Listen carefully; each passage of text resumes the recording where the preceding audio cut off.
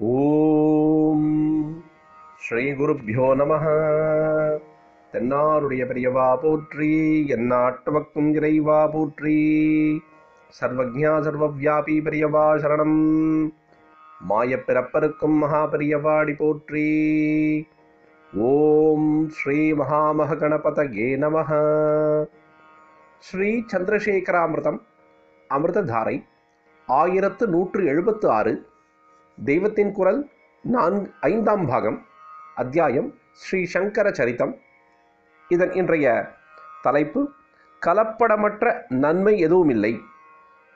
தட்சிணாமூர்த்தியின் சிந்தனையாக இதுவரை பேசி வந்தவர்கள் ஒரு சிறிய இடைவெளி கொடுத்து தம்முடைய கூற்றாக ஆரம்பிக்கிறார்கள்.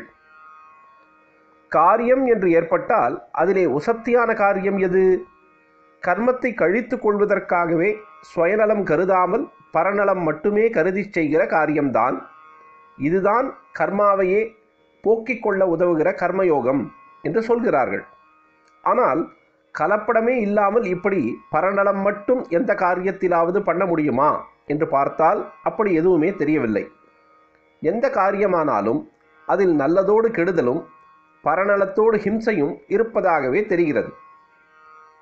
லோகக்ஷேமத்துக்காக யுத்தம் பண்ணு என்று கர்மயோகத்தை உபதேசம் செய்து அர்ஜுனனின் பிடரியை பிடித்து பகவான் தள்ளி அந்தப்படியே அவனும் பண்ணினானே. அதனால் கலப்படமே இல்லாமல் அன்மிக்ஸ்டு அன்அலாய்டு என்று சொல்கிறார்களே, அப்படிப்பட்ட சர்வ க்ஷேமமா வந்தது? எத்தனை மகாவீரர்கள், அபிமன்யு மாதிரி யுவாக்கள், நல்லதெல்லாம் தெரிந்த பீஷ்மாச்சாரியார் மாதிரியான பெரியவர்கள் சாகும்படியாயிற்று.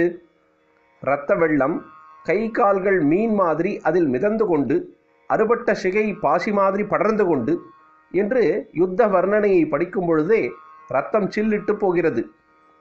இதுவா லோகக்ஷேமம் என்று தோன்றுகிறது.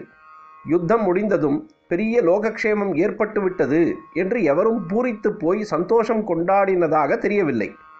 புருஷனை, புத்திரனை, பந்துமித்ராளை இழந்து ஸ்திரீகளும் அவாளும் இவாளும் கலங்கிக் கொண்டு கதறிக்கொண்டு தர்ப்பணம் பண்ண போனார்கள். வெற்றி பெற்ற ராஜாவான தர்மபுத்திரனால் எல்லோரையும் விட பெருசாக அழுது கொண்டு, இத்தனை நாசத்திற்கும் நான் காரணமாயிருந்தேனே, கர்ணனை நினைத்து பிராத்ருஹத்தி செய்து விட்டேனே என்று நொந்து கொண்டார். திரௌபதியோ அத்தனை பிள்ளைகளையும் பறிகொடுத்து விட்டு வயிற்றில் அடித்து கொண்டாள் என்றுதான் பார்க்கிறோம். அமிர்தம் தொடர்ந்து பொழியும். பிரதோஷ சங்கர பிரத்யக்ஷ சங்கர. தென்னாருடைய பெரியவா போற்றி, எந்நாட்டவர்க்கும் இறைவா போற்றி. சர்வஜ்ஞா சர்வவ்யாபி பெரியவா சரணம்.